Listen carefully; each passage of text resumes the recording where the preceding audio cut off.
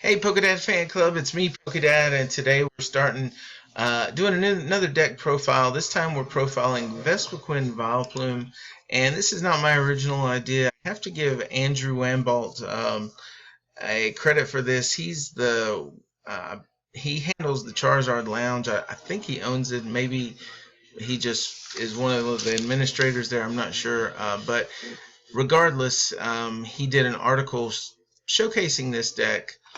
And he has played in several cities this year already and done very well with pretty much any deck that he uses. But this was kind of a rogue deck idea that he came out with, something new, a new idea he wanted to try. He ended up coming in second with this. And so I thought I would profile it because it is a unique concept. And those of you that like control lock decks, this could be the deck for you. So, you know, it uses Vespiquen as the main attacker, and then we use Vileplume as the locking agent. And if you think about it, these two work together very well because with the Forest of Giant Plants, you can literally turn one, get a couple of these set up, get this set up, and get ready to rock and roll. Now, to help us make sure that we get the Vileplume out consistently turn one, and we still can't necessarily do it every single time, but consistently, up at probably 3/4 of the time or more, we'll be able to get this Vileplume out on turn one because we play a very, very thick line of it, a 4-4-3 line. Now, the thing is, though, we're only really trying to get one set up. And so after that, then we can leave the rest of the bench space for Shaymins to keep digging through our deck, and Vespiquens, and if Bumblebee if we need it. So let's just talk a little bit about each of these cards. Obviously, the first one is Vespiquen. It's stage 1. It evolves from Combee, but with the Forest of Giant Plants, we can get it evolved on 1. The first attack is Intelligence Gathering, so if we do dead draw, I have 1 or 2 cards in our hand, we can use this attack to get us up to 6 cards in our hand, so it keeps us moving at least, so we never have to worry about drawing into a dead draw. Intelligence Gathering can help us through that. Now, one thing about most Vespiquen decks, though, is they're very, very consistent, and they're usually also very, very fast. I mean, this deck, I literally have gone through I only had 7 cards left in my deck after turn 1 on one incident, which means that minus the prize cards, I looked at 47 cards on turn 1. So that's just what Vespiquen is known for. It's very fast. It's a very aggro deck. And it's kind of funny because you throw in a control lock in this, and now it makes it very difficult for you. Basically get to see your whole deck turn 1, and then your opponent goes. If you go first, then your opponent goes, and they don't get to do hardly anything, and you can pretty much just win the game that way.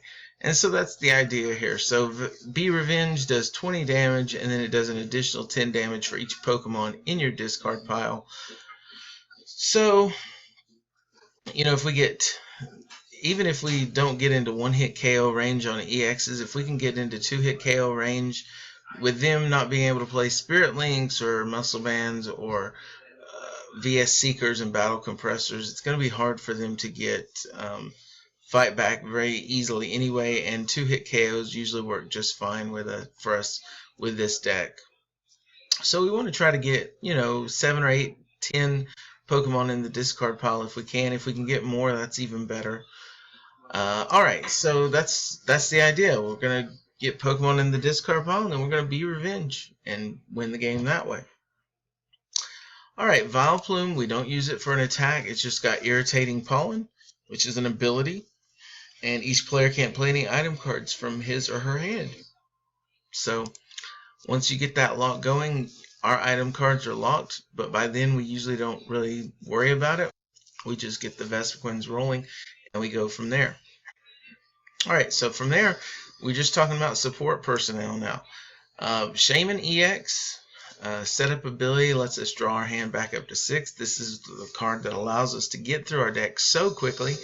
If you're not familiar with it yet, and you ever want to get into competitive play, you will get familiar with it. It is running at about $25 to $30 right now. So, in most people need at least 2. I found that most competitive decks are going to need 3 just for consistency's sake.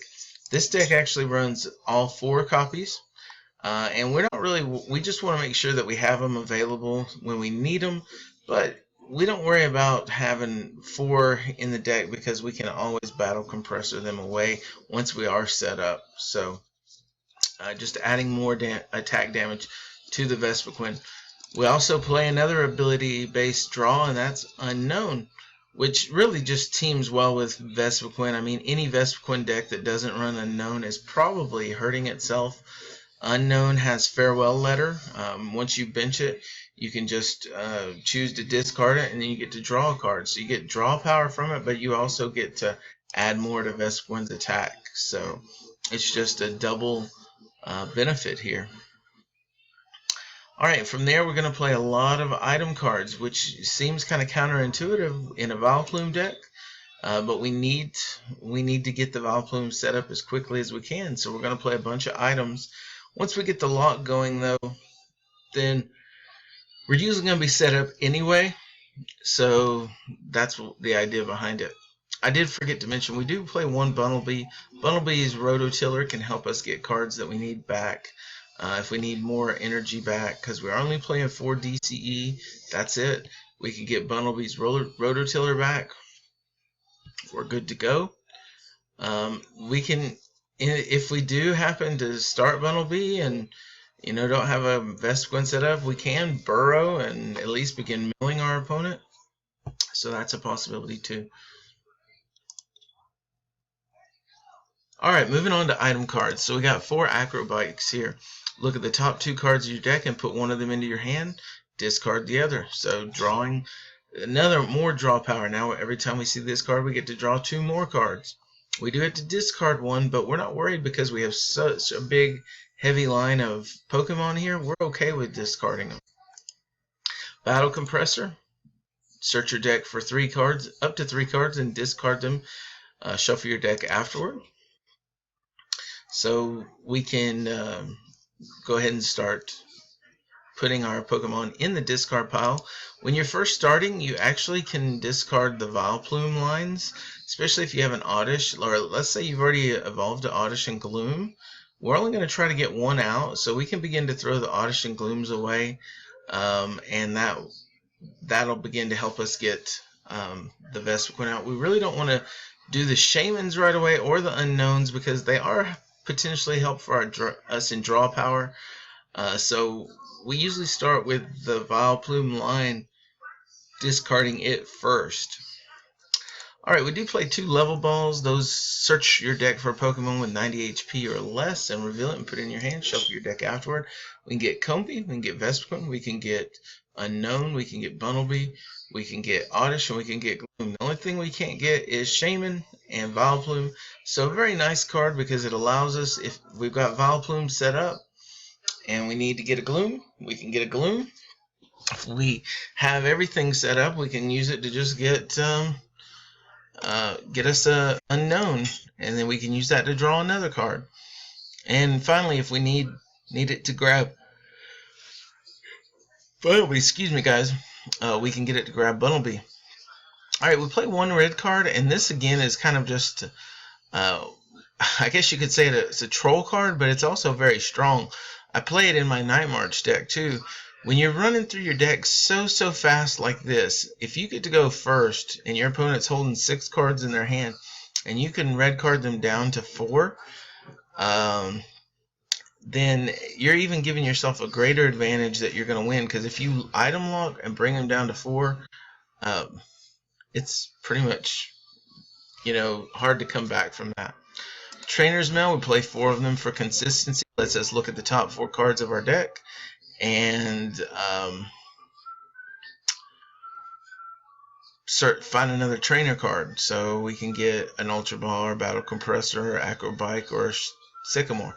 Now here's where it's really weird. In his list he only had 3 Sycamores.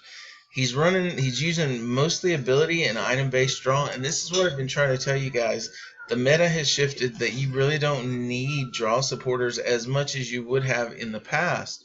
So with Shaymin and Unknown, Acrobikes, Battle Compressors to thin the deck.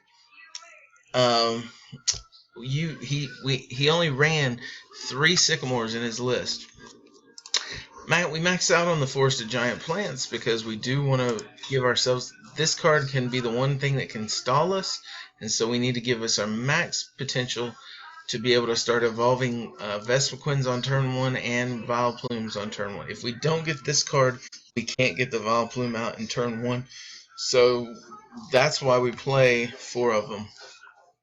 And then 2 Float Stones. Again, this has to go on before the item lock starts, but it's not bad because we can put it on. We can go ahead and attach it to a Bumblebee, or we can attach it to, let's say, that hasn't turned into a Vileplume yet. Attach it there. Then if they try to Lysander up the Vileplume, they have to take it out in 1 turn. If not, we just retreat it back with the Float Stone. So we want to try to get at least 1 Float Stone on before we get the item lock going. But if we don't, it's okay, we can still play. And then finally we play 4 DCE, and that's the deck, guys. I hope you like the deck profile. I'm definitely going to do some battle videos for you like I have been in the past, so keep an eye out for those. And also keep an eye out, we'll be doing this coming week, we'll also be going back to Tuesday Night Fights, and I'm hoping to have that Ho-Oh EX, the new one from Breakpoint. We're going to do a proxy deck there, and I'm hoping to show that off. So anyway, keep your eyes out for that.